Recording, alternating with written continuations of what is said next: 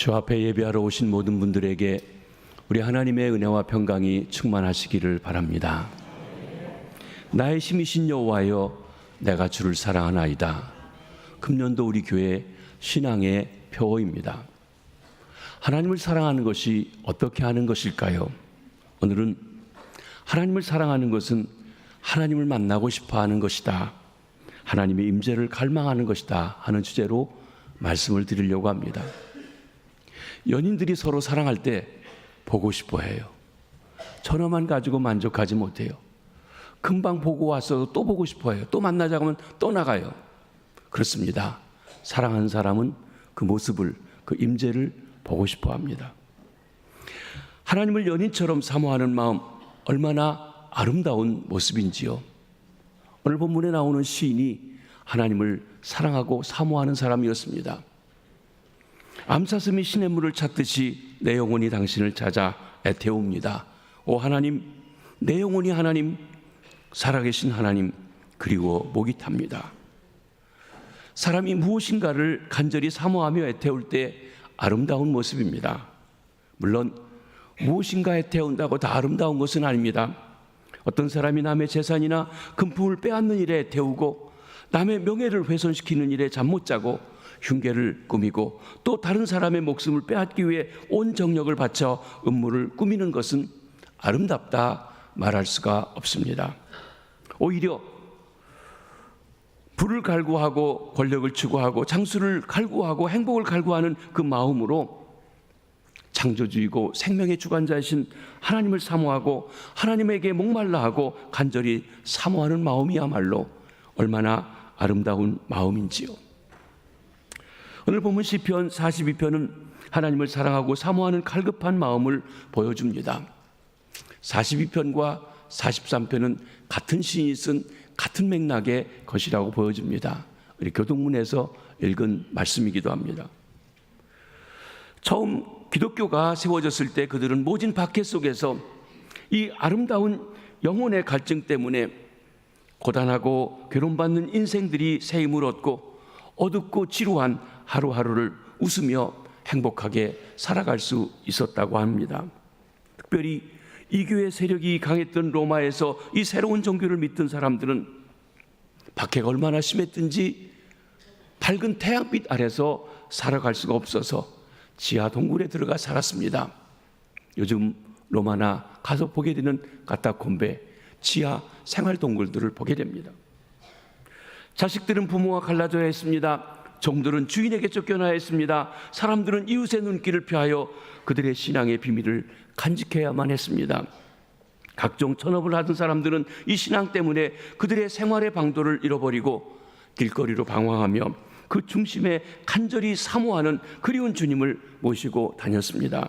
마치 사슴이 시냇물을 찾듯이 주님을 찾아 이리저리 헤매는 모습인 것입니다. 그래서 그들은 그 마음으로 가슴에다가 사슴 모양을 표를 만들어서 달고 다녔다고 합니다. 사슴은 아주 연약한 짐승입니다. 그렇지만 사슴이 목말라 시냇물을 찾아 헤매는 모습을 수많은 순환받는 초대교회 그리스도인들이 심볼로 삼았다고 하는 것, 얼마나 중요한 의미가 있는지요. 초대교회 심볼 중에 물고기가 있습니다. 물고기란 헬라 말이 엑스스인데 예수 그리스도 하나님의 아들 구세주라고 하는 헬라 말의 첫 자를 따서 모으면 엑수스, 물고기가 됩니다. 그러니까 물고기 심볼로 내가 그리스도인이라고 한 데는 다분히 교리적인 모습이 있습니다. 그런데 사슴을 심볼로 삼고 붙이고 다녔다는 것은 내가 주님을 애타게 간절히 사모하고 괴로워하는 영혼이라고 하는 것을 알려주는 친근미가 있는 표이기도 했습니다. 하나님에게 목말라 태우는 이 광경은 분명 우리 신자들이 가질 수 있는 가장 아름다운 자세요 사랑의 모습이라 아니할 수가 없는 것입니다. 오늘 보면 시편 42편은 시편 150편이 5권으로 나눠져서 유대인들은 모세 오경에 따라서 창세기적, 출애굽기적, 레위기적, 신명기적, 또 민수기적 이렇게 5권으로 나누는데 그 2권에 속하는 것으로 거기에 첫 번째 시입니다. 고라 자손들이 예루살렘 성전에 멀리 떠나 있어서 어떤 이유인지 모르지만 예배에 참석할 수 없고 성전에 가까이 갈 수 없을 때 느끼는 비탄, 그리고 하나님의 전을 사모하고 하나님 앞에 나아가 예배하고 싶은 갈망의 내용으로 기록되어져 있습니다. 먼저 시인은 자기의 불안한 현실에 처해 있음을 고백하고 있습니다. 낭망하고 있습니다. 낙심하고 있습니다. 5절 상반절에 보시면 내 영혼아 내가 어찌하여 낙심하며, 6절 상반절에 보시면 내 하나님이여 내 영혼이 내 속에서 낙심이 되므로 그랬습니다. 그는 여러 가지 상황에서 낙심하고 낭망했습니다. 불안에 떨고 있습니다. 5절 중반절에 보면 어찌하여 내 속에서 불안해하는고 그랬습니다. 불안, 이럴까 저럴까 안정되지 못한 마음입니다. 또 마음의 상처를 깊이 받고 있습니다. 10절 상반절에 보면 내 뼈를 찌르는 칼과 같이 내 대적이 나를 비방하며, 하나님을 알지 못하는 이웃들이 그에게 대해서 조롱하고 비난하는데 그 말이 칼이 가슴을 찌르듯이 그렇게 고통스럽고 아픈 현실 속에 살고 있다고 했습니다. 그러면 이렇게 낭망하는 원인이 무엇입니까? 그에게 펼쳐져 있는 현실을 보고 그는 절망했습니다. 원수의 압제가 있습니다. 대적들이 네 하나님이 어디 있느냐, 네가 하나님 믿는 사람인데 왜 이러고 있냐, 네 하나님이 너를 버린 것 아니냐 조롱합니다. 경건치 않은 사람들 속에 거하고 있습니다. 아니, 경건치 않은 사람들 속에 거할 수밖에 없습니다. 하나님의 백성인 유대인에게 최대의 모욕은 내가 죽어서 할례받지 않은 사람과 같이 묻혀라 그런다는 것입니다. 할례받지 않은 사람, 하나님을 모르는 사람, 하나님을 알지 않는 경건치 않은 사람과 함께 살아가는 것 최대의 고통으로 여겼는데 지금 그런 상황에 처해져 있습니다. 하나님의 성소에서 멀리 떨어져 있습니다. 성소에 나가 예배 드릴 수가 없습니다. 예배하고 싶어도 갈 수가 없습니다. 주변에는 비신앙적인 현실입니다. 하나님을 조롱합니다. 내가 조롱받는 건 좋은데 나의 하나님까지도 조롱받는 것 도저히 견딜 수가 없는 그런 상황입니다. 그래서 절망에 처해져 있습니다. 무엇보다도 시인이 절망스럽게 펼쳐지는 현실을 극복하고 나갈 수가 없다는 자신의 무능 때문에 그는 절망하고 있습니다. 시시편 42편과 연결된 43편에 보면 이 두 시에서 나라고 하는 말이 자그마치 51번이나 나타납니다. 그에 비해서 하나님, 주님이란 말은 20번밖에 없습니다. 이것을 보게 되면 시인의 눈이 자기가 지금 당하고 있는 현실에 집착해 있으면서 현실의 어려움 때문에 절망하고 좌절하고 낭망하고 있는 것입니다. 사랑하는 성도 여러분, 혹 어려움 가운데 계시지 않습니까? 절망할 수밖에 없는 현실 가운데 계시지는 아니하십니까? 내가 이 일을 타개할 수 있는 어떤 재능도 지혜도 힘도 없다고 자기의 무능 때문에 절망해 보셨는지요? 나아가 시인은 현재와 과거를 비교하면서 절망하고 있습니다. 우리 4절 말씀을 한번 같이 읽어보십니다. 시작. 내가 전에 성의를 지키는 무리와 동행하여 기쁨과 감사의 소리를 내며 그들을 하나님의 집으로 인도하였더니 이제 이 일을 기억하고 내 마음이 상하는도다. 시인은 과거에 고라 자손으로서 레위 지파 사람으로서 명절을 지키러 오는 성도들을 이끌고 예루살렘에 가서 성전에 들어가서 그들과 함께 하나님을 찬양하고 제사드리고 예배했던 그 감격이 있어요. 그러고 싶은데 하나님의 임재를 사모하는 시인에게 그것이 더욱 마음이 아픈 일이 되었고 영적인 갈망을 그에게 주고 있습니다. 하나님의 성전으로 나아갈 수 없는 시인의 처지는 그를 낙담하게 만듭니다. 시인은 조금도 평안함도 얻지 못하고 있습니다. 사랑하는 성도 여러분, 여러분은 어떠신지요? 혹 과거에는 내가 하나님 앞에 예배하고 하나님 앞에 나아갈 때 참 영광스러웠고 기뻤고 좋았는데 어느 순간인가부터 내게 그런 기쁨이 사라져 있지는 아니하신지요? 전에는 사람들이 나를 알아줬는데 이제는 말이 아니다고 하는 그런 처지에 있지는 아니하신지요? 그러나 중요한 것은 시편 기자가 절망 속에 주저하지 않고 하나님께 소망을 두며 하나님께 대한 갈급한 마음이 생기게 되었다는 것입니다. 시인은 갈급한 마음 가운데 있었습니다. 그가 얼마나 갈급하게 하나님을 사모하고 있는지, 하나님의 임재를 사모하는지 이렇게 노래하고 있습니다. 1절을 한번 보시도록 합니다. 시작. 하나님이여 사슴이 시냇물을 찾기에 갈급한 같이 내 영혼이 주를 찾기에 갈급하니이다. 하나님이여, 사슴이 시냇물을 찾기에 갈급한 같이 내 영혼이 주를 찾기에 갈급하나이다. 여러분, 사람이 목말라도 물을 찾는데 갈급합니다. 그런데 사슴은 특별히 물을 찾는데 갈급한 짐승입니다. 이스라엘 땅에 서식하는 사슴은 열이 많아서 물을 자주 먹어야 합니다. 물을 저장해서 꺼내 먹을 수 있는 그런 구조가 아니기 때문에 자주 먹어야 합니다. 그런데 시냇물이 말라버리면 목마른 사슴은 마실 물을 찾아서 애간장이 끓습니다. 마실 물을 찾지 못하면 사슴은 죽습니다. 그러기에 사슴의 갈망은 생과 사가 달린 갈망이기도 합니다. 시인은 하나님을 목마른 사슴처럼 갈망하고 있다고 했습니다. 물이 없으면 사슴이 죽을 수밖에 없듯이 시인에게는 하나님의 없는 삶이라고 하는 것은 영적인 죽음이었습니다. 죽은 것과 같은 목숨입니다. 물이 사슴을 살리듯 오직 하나님만이 우리 영혼에 생명을 주시는 분이십니다. 목마른 사슴이 시냇가를 향해 듯이 영혼이 곤고한 시인은 하나님의 임재, 하나님의 존존을 향하여서 그 마음이 갈망하는 마음이 있는 것입니다. 시인은 하루속히 생명의 근원이신 하나님께 나아가기를 소망합니다. 하나님 앞에 나아가 예배하고 싶어 합니다.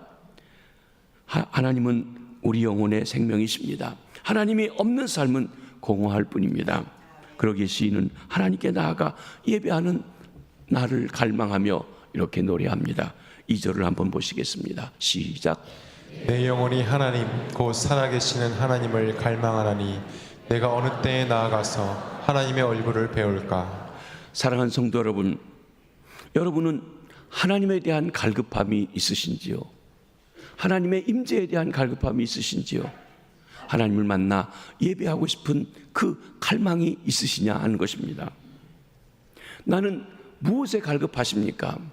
한번 이 시간 우리의 삶을 돌아보시면서 내가 그것에 목말라서 갈망하듯이 이렇게 찾고 있는 게 무엇인지요? 돈 버는 것이요? 혹 그러실 수 있습니다. 사업에 열중하시다 보면. 명예 얻는 일이요? 혹 TV나 영화에 재밌는 것 보시는데 갈급하고, 지금 재밌는 프로 나오는 시간인데 그러고 계시지는 아니하신지요? 또 운동을 좋아하시는 분들은 운동하는 데는 열심히 나가시는데, 제가 미국에 있을 때 우리 장로님들이 골프를 잘 하시는데 그때는 제가 골프를 못할 때입니다. 이런 얘기를 하시더라고요. 목사님 죄송합니다. 새벽 예배 나오라면 졸려서 못 나오는데 골프하라고 그러면 안 깨워도 알람이 없어도 일어나 간대요. 얼마나 재밌고 좋은지. 어느 분은 얘기하기를 골프의 문제는 너무 재밌다는 것이라는 거예요. 그러니까 그렇게 갈망하는 마음이 있어요. 쾌락을 주는 어떤 것 때문에 갈급해 하시지는 아니하시는지요? 나에게, 하나님의 자녀라고 하는 나에게 하나님에 대한 갈급함이 있으신지요? 하나님께 예배하기에 갈급함이 있으신지요? 하나님의 말씀을 읽고 그 말씀을 듣고 그 말씀을 묵상하고 그 말씀을 배우는데 갈급한 마음이 있으신지요? 하나님과 대화하고 교제하고 하는 그 일에 대한 갈급함이 우리에게 있으신지요? 하나님의 집에 나와 하나님을 섬기고 예배하고 하나님을 만나고 싶은 그 마음에 갈급한지요?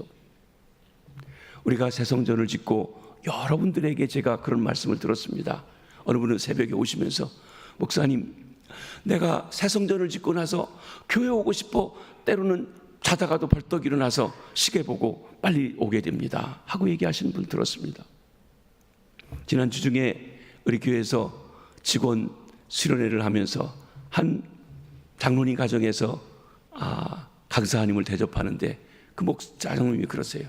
목사님, 제가 요즘에 금요일이든 주일이든 그냥 빨리 교회 가고 싶은 갈망이 아주 정신 못 차릴 정도로 그렇게 가고 싶습니다. 너무너무 좋습니다. 그렇게 얘기하신 얘기를 들었습니다.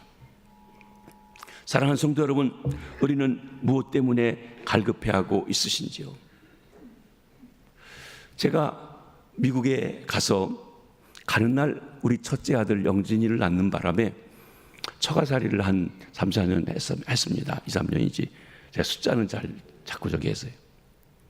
근데 우리 장모님과 장인어른이 우리 아들이 처다들이어서 외손주 친손주 앞에 처다들이어서 얼마나 이뻐하시는지 모르겠어요.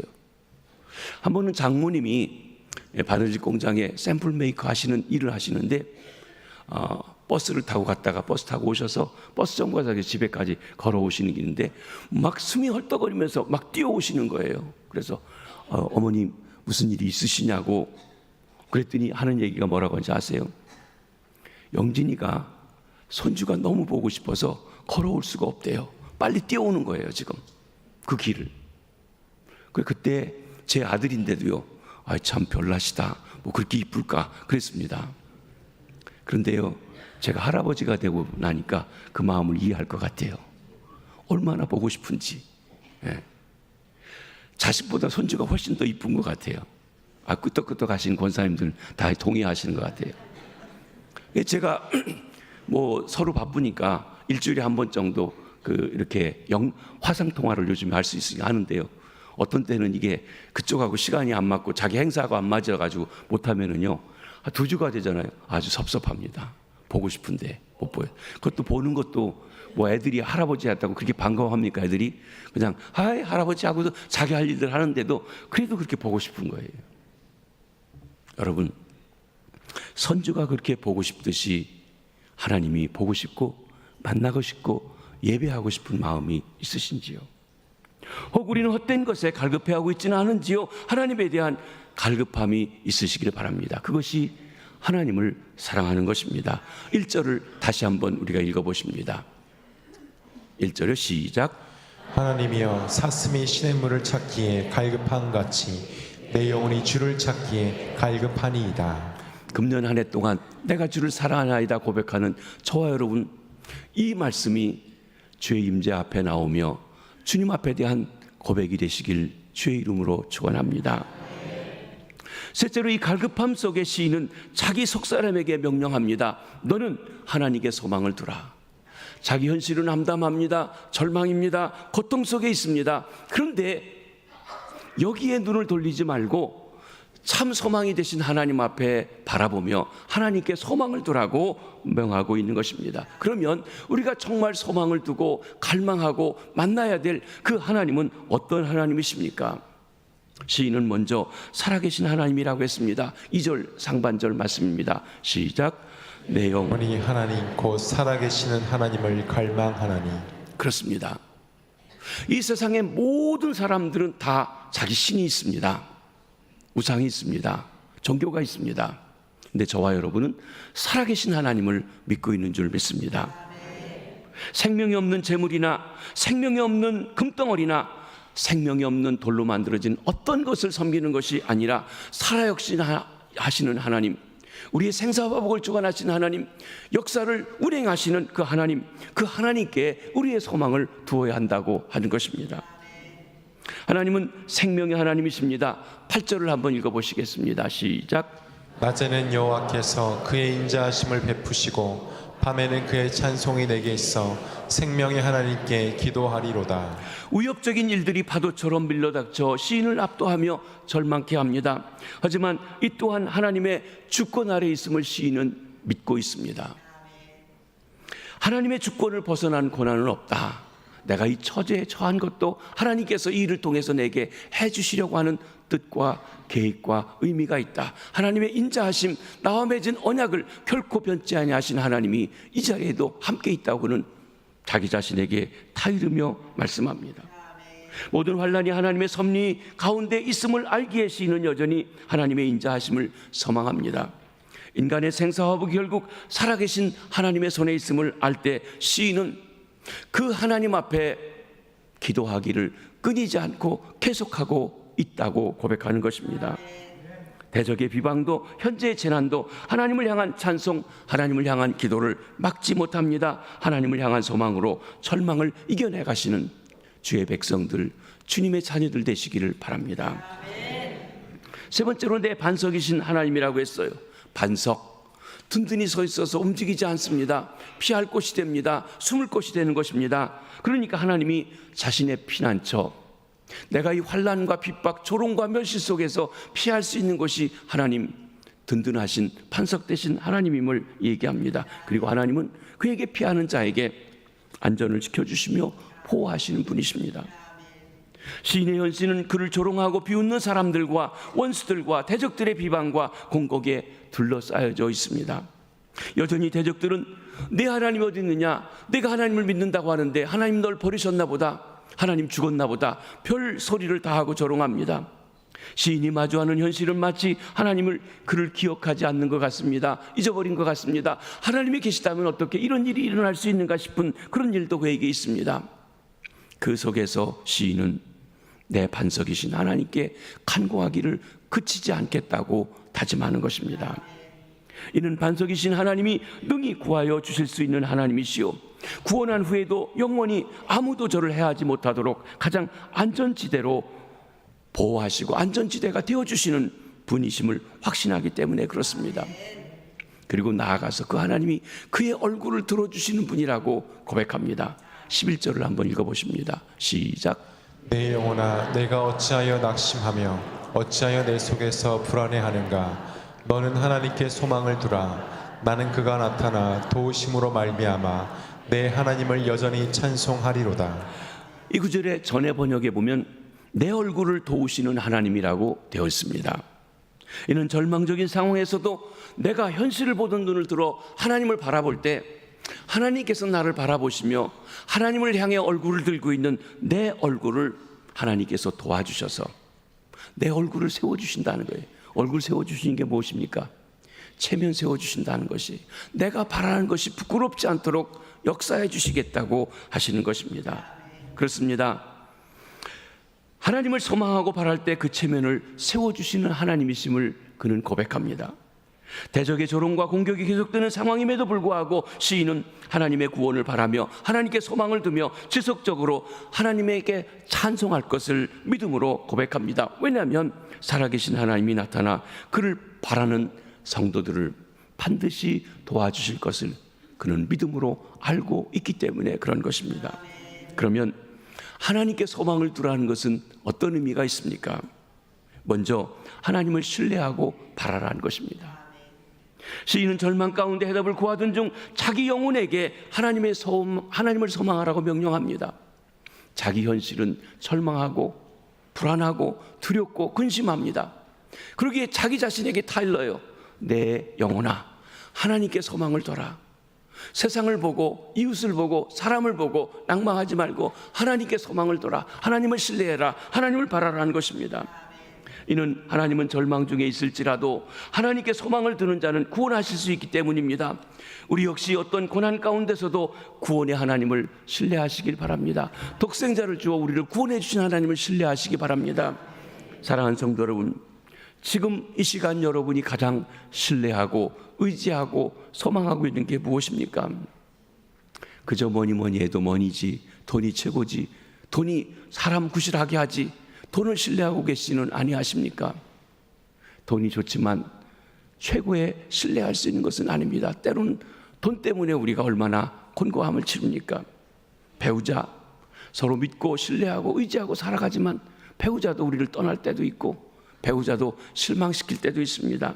자녀요, 내가 평생 사랑으로 키웠어도 자녀 때문에 속상하고 자녀 때에게 어려운 경우도 있습니다.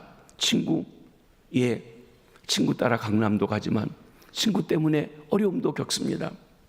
우리가 절망하는 것 바로 이런 것에 소망을 두고 신뢰하기 때문이 아는지요.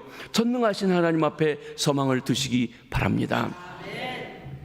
또 두 번째로 하나님께 소망을 두라는 것은 하나님께 기도하라는 뜻입니다. 우리 8절 말씀을 다시 한번 읽어보시도록 합니다. 시작.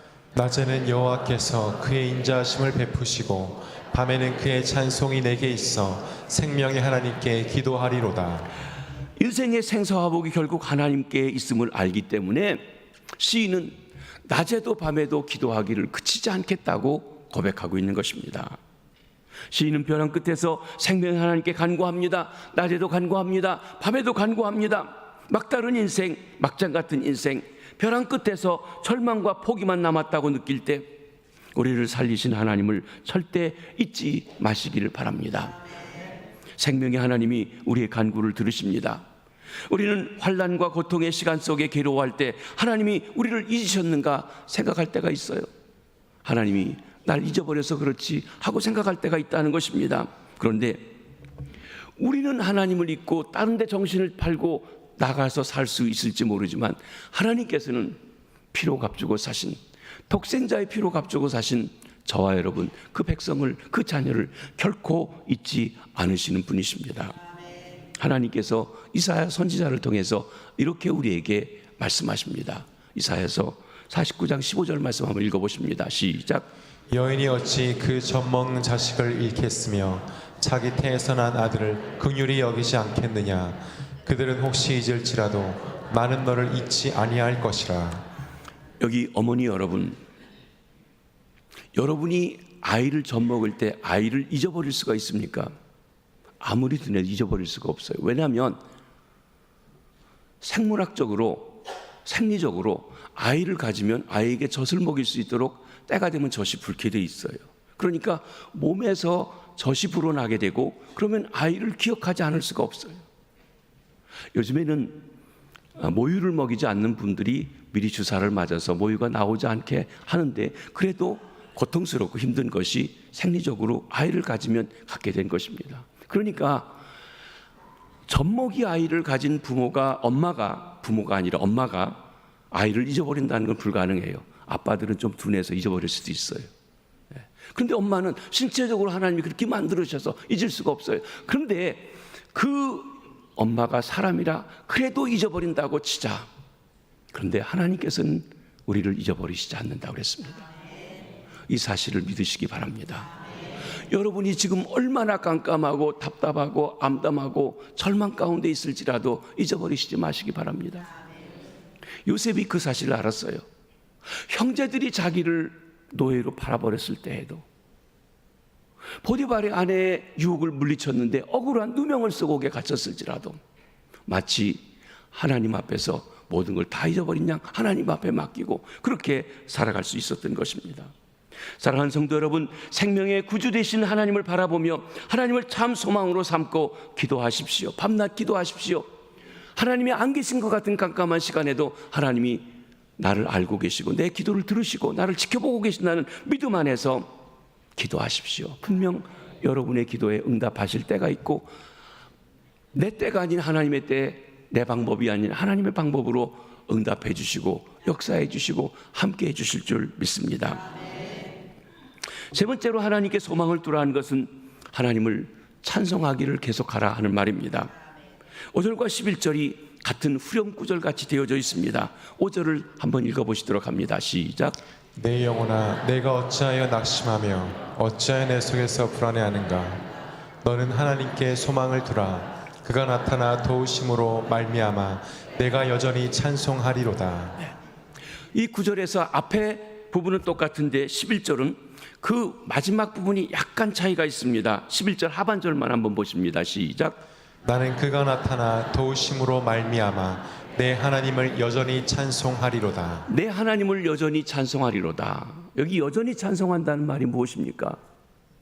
지금 현실은 하나님을 찬송할 수 있는 상황이 아니에요. 암담해요. 답답해요. 응답이 없어요. 그러나 하나님께 대해서 그럼에도 불구하고 여전히 오히려 찬송하겠다는 것입니다. 시인은 스스로 절망과 탄식 속에 자기 자신을 가두어 두고 절망하고 누구를 비난하고 욕하지 아니하고 하나님을 바라보며 하나님께 소망을 두며 생명과 구원을 주실 살아계신 하나님을 찬양하겠다고 결단합니다. 하나님이 안 계신 듯 계속하여 침묵하실지라도 하나님을 사모하겠다는 것입니다. 무슨 암담한 일이 있을지라도 나는 여전히 그럼에도 불구하고 찬송하겠다고 결단하고 있습니다. 사랑하는 성도 여러분, 심령의 낙심을 치료하는 약은 하나님을 찬송하는 것입니다. 때로는요, 기도하고 싶어도 기도가 안 나올 때가 있어요. 그런 경험이 있으신지 모르겠습니다. 정말 기도하러 앉았는데 기도가 안 나와요. 물론 찬양하기도 쉽지 않죠. 근데 어떤 경우에는 기도가 안 되는데 곡조 붙은 가사인 찬송, 내가 즐겨하던 것, 또 그 시간에 떠오르는 찬송을 맥없이 힘없이 시작하지만 그 찬송이 나로 하여금 힘을 주고 용기를 주고 그리고 그 절망의 상황을 극복하며 하나님 앞에 전심을 다해 기도할 수 있도록 해주십니다. 하나님께 찬송하기 위해 하나님을 사모하고 하나님께 찬송하기 위해서 그 앞에 나가는 것, 우리 인간의 최대의 행복이요 또한 축복인 줄 믿습니다. 사랑하는 성도 여러분, 우리의 실망스럽고 절망적인 상황에서 눈을 들어 하나님을 바라보시기 바랍니다. 그 절망스러운 상황에서 낭망하고 좌절하고 누구를 비난하고 누구를 손가락질하지 마시고 그 일을 통해서 하나님을 바라보는 기회가 되시기 바랍니다. 하나님의 임재를 갈망하십시오. 하나님은 생명의 근원이십니다. 물 없는 사슴이 살 수 없듯이 하나님 없는 인생도 죽음을 맞이할 뿐입니다. 절망의 바닥에 있을 때 그 또한 하나님의 섭리와 주권 아래에 있음을 기억하시기 바랍니다. 절망의 나락에서 우리를 건져주실 분도 역시 하나님이십니다.